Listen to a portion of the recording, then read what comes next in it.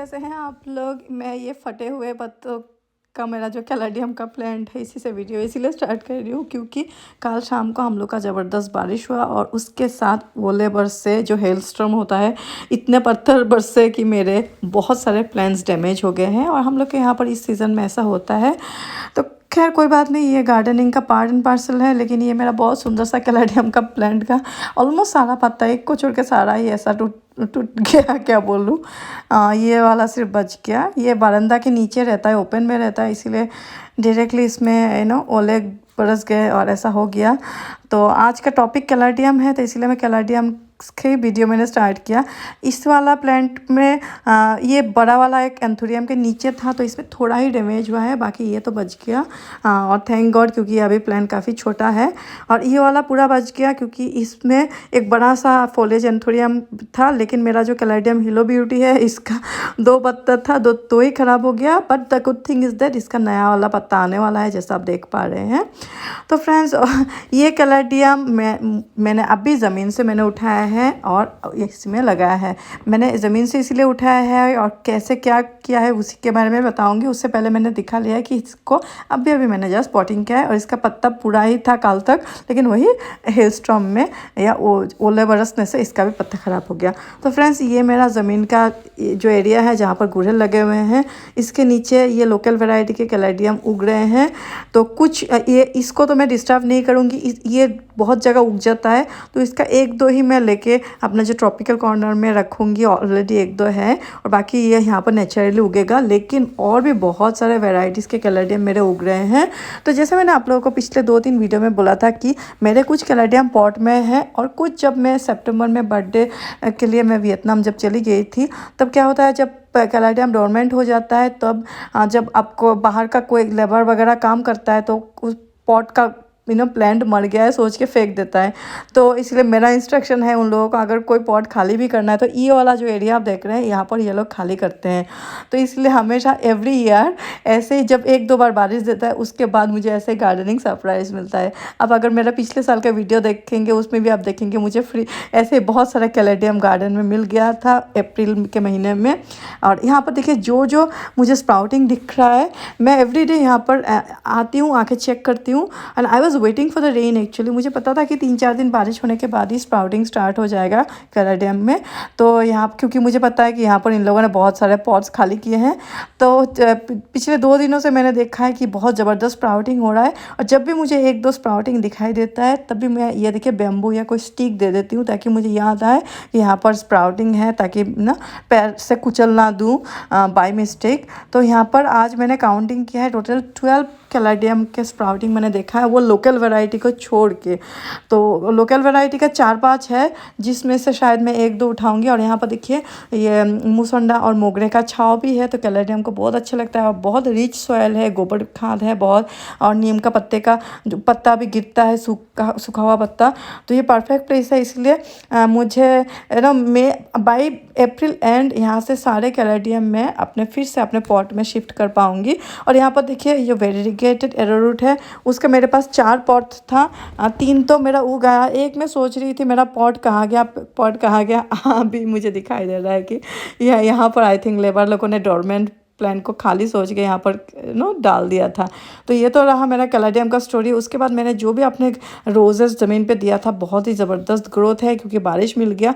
तो ये जो आप पर्पल कलर का पत्ता देख रहे हैं, ये सारा नया पत्ता है। और इस प्लांट में देखिए ये यहाँ से इतना ग्रोथ हो गया है विदिन 7 डेज़, इतना ही फास्ट ग्रोथ है। अगर आपका ज़मीन सूट कर गया रोज़ को तो बहुत फास्ट ग्रो होता है, अगर आप लैंड पे देते हैं तो। पॉट में भी अभी ग्रोइंग सीजन है, लेकिन इतना नहीं होता है। और मेरे पेची को देखिए, उसको गार्डनिंग का बहुत शौक है, आपको पता है, और कैमरा में आने का भी शौक है। तो जो मेरे फ्रेंड्स पेची के बारे में पूछ रहे थे, तो पेची को देख लीजिए। जो मेरे कैलेडियम के बारे में पूछ रहे हैं, तो कैलेडियम का अपडेट मैंने दे दिया। अब चलिए थोड़ा पॉटिंग अपडेट देती हूँ। जो लेटेस्ट मैंने प्लांट्स लिया था, उनमें से ये बेगम बहार जो मैंने आपको बोला था कि मैं ज़मीन पे दूंगी, तो मैंने ज़मीन पे दे दिया है। और ये देखिए यहाँ पर एक ड्रेसिना है मेरा बड़ा सा, इसके बाजू में मैंने दिया है। और इसके बाजू में बड़ा सा मेरा जो ब्लीडिंग हार्ट का प्लांट है, जिसको मैंने रिसेंटली सपोर्ट दे के थोड़ा शेप देने के लिए ट्राई किया था। इन दोनों के साथ बेगम बहार जब खिलेगा और प्लांट बड़ा हो जाएगा, it will look really good. और नीचे आप देख पा रहे हैं मैं थोड़ा अभी पर्पल हार्ट वगैरह लगा रही हूँ। रियो और पर्पल हार्ट नीचे एकदम नीचे बॉर्डर जैसा मैं थोड़ा दे दूँगी। लेकिन गार्डन का काम फ्रेंड्स थोड़ा धीरे धीरे ही होता है, एक दिन में आप बिफोर आफ्टर नहीं दिखा सकते। तो इसलिए मैं कोई भी एडिट ना करके, कुछ भी फिल्टर ना डाल के आपको हमेशा गार्डन दिखाती हूँ, ताकि आप और मैं हमेशा जो रियल वर्ल्ड होता है वही मैं आपको दिखाना चाहती हूँ। और जो मैंने सिंगोनियम्स लिया था, आपके साथ शेयर किया था, उन सबको देखिए मैंने पॉटिंग कर दिया है। ये सिंगोनियम दो प्लांट निकला, तो मैंने दोनों को 2 पॉट में दिया है। फिर इसको देखिए जो मिनिएचर वैरायटी है उसको मैंने 6 इंच के पॉट में दिया है। ये एप्पल पॉट 6 इंच का है, एक को मैंने सेरामिक में दिया है। मुझे जो मिला उसी में मैंने दे दिया है। आई ट्राइड कि मैं वाइट पॉट में दूँ, लेकिन एक वाइट पॉट उतना नहीं था मेरे पास, और पैची यहाँ पर भी आ गया है। वो ना मैं जिधर जाती हूँ कैमरा लेके वो उधर ही आता है। और फ्रेंड्स मैंने ये फार्न को भी मैंने डिवाइड किया है। मैं उस दिन आपको बोल रही थी कि एक बार बारिश हो जाए उसके बाद इसको डिवाइड करूँगी। ये रूट बाउंड हो गया था, मैंने सोचा 2 प्लांट निकलेगा, लेकिन निकल गया 3 प्लांट। तो ये सेरामिक का पॉट मेरा खाली था, इसमें एक छोटा सा मैंने लगा दिया है फार्न। इसको बटन फार्न बोलते हैं इधर, या रिबन फार्न। और तीसरा वाला भी मैं आपको दिखाऊंगी। उससे पहले देखिए ये मेरा जो हुकारी एंथुरियम है, ये भी ओले बरसने से बहुत डैमेज हो गया है। तो बहुत सारे प्लांट पे छेद हो गया है ओले की वजह से। और ये थोड़ा गार्डन भी देख लीजिए। पेरेसो वर्डे मेरा बच गया क्योंकि ऊपर शेड था। और हाँ फ्रेंड्स, ये अफ्रीकन होस्टा जो मैं आपको कंटिन्यूसली दिखा रही थी कि थोड़ा थोड़ा इसमें स्प्राउटिंग हो रहा है। अभी मेरे 4 पॉट है अफ्रीकन होस्टास के, और चारों ही पूरा स्प्राउटिंग हो गया है। और मेरा ये स्टैगॉन फार्न अभी ऑलमोस्ट पॉट भर्ती हो गया है। ये और एक सिंगोनियम है, उस दिन जो मैं लाई थी, ये भी मैंने 6 इंच के पॉट में दिया है। ये पॉट में लगा हुआ था लेकिन बहुत ही चिकनी मिट्टी था, इसलिए मैंने चेंज कर दिया है।